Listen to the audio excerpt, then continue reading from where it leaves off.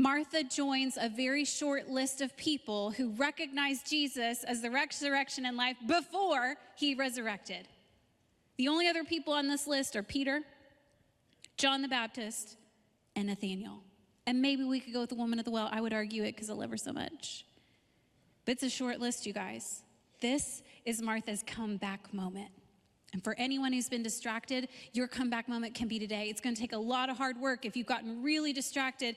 But King Jesus is inviting you back to come to him loaded with emotion, however you are, and to have a hard conversation with him. Notice with me what happens next in the story. Go to John 12, verse 1. It says this: 6 days before the Passover, Jesus came to Bethany, where Lazarus was, the one Jesus raised from the dead. So they gave a dinner party for him there. Martha was serving them, and Lazarus was one of those reclining at the table with him. And then Mary took a pound of perfume, pure and expensive nard, anointed Jesus' feet, and wiped his feet with her hair.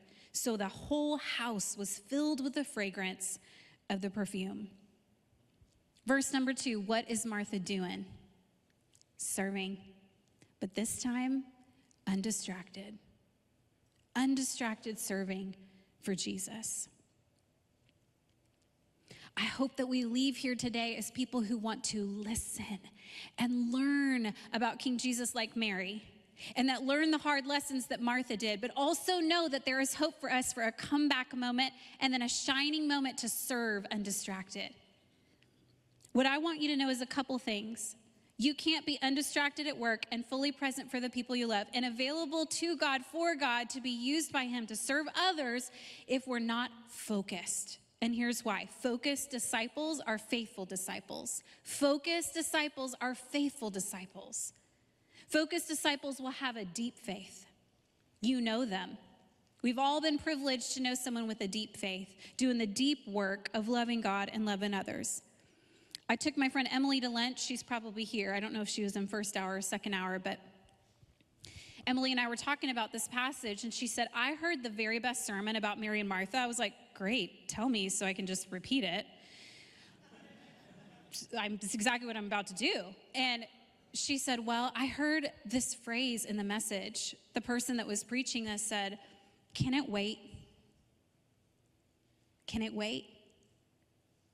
And she talked about how the application was that there are some of us who like to get ahead and do because we know there's so much to be done. And the question was, can it wait though? Because there are some really important conversations that need to happen with the people you love.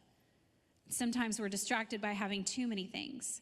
But on the flip side, there's folks who feel disengaged, maybe apathetic in their relationships. Maybe we're kind of retreating from parenting or life because it's just gotten so hard. And that same question applies. Can it wait? No. Some things cannot wait. And this is the spiritual life of following Jesus, is figuring out how we remain focused on what really matters. And Martha had figured it out. Focused disciples enjoy 3 things, and this is what I'm going to leave you with before we wrap up, if you're taking notes. Focused disciples enjoy maturity in Christ, communion with Christ, and good works for Christ. And the 3 of them can't be accomplished if we're so distracted. By God's grace, I know a lot of undistracted disciples, my mom, my mother-in-law, but I want to show you a picture of one that really stands out to me. This is Ann Crenshaw, my choir teacher from high school. She shared the gospel with me in 1996. Ann Crenshaw was winning a lot of state championships in choir, you guys. She was a busy woman, but she always had time for me. Ann knew that something was going on at home. She didn't have the full picture. I didn't either. I didn't have any language for what I was experiencing. But she pulled me aside one day like an incredible educator. And she said, I think you're trying to perform your way out of your problems. The good grades, extracurricular, you're going out for leadership positions, it's good. Does this bring you joy? She asked me, I said, oh yeah, I love it. And also, keeps me running. Just gotta move forward. She said, tell me more about that. I said, Ann, I go to bed every night and I have the same recurring nightmare. I am being chased. Something is trying to kill me. I'm being hunted. I can feel it breathing down my neck. It would be years later that I would understand all the broken branches in my family tree from all sorts of generational stuff. Substance abuse, untreated mental illness, the combination has led to self-harm or harm of others. And because we've got innocent ears and we only have a little bit of time, I'll save a lot of that story for another time, but I want you to know this. If Ann Crenshaw hadn't introduced me to Jesus before someone had introduced me to alcohol and drugs, I don't know that I would be with you today. I'm an outlier in my family because of Jesus and not a statistic, because of Jesus.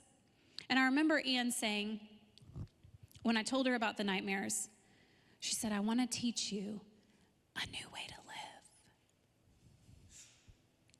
She said, I want to talk to you about Jesus, your rescuer. Up until that point, Jesus was like the country club owner that would hang out with the rich dads and network. Jesus was like the guy we prayed to before sporting events to win the games. But Ann knew Jesus in a really personal and profound way, and she was such a focused disciple that loved God and loved others. And she took that moment to share the gospel with me. My life's never been the same. And if I had to bet money, I bet that each one of us who know and follow Jesus now is because of an undistracted disciple then. And isn't this who we want to be, Christ Fellowship? Isn't this who we want to be? And so I want to invite you to be like Ann Crenshaw, to accept the challenge and the hard lesson of Martha of Bethany, and to have your comeback moment today.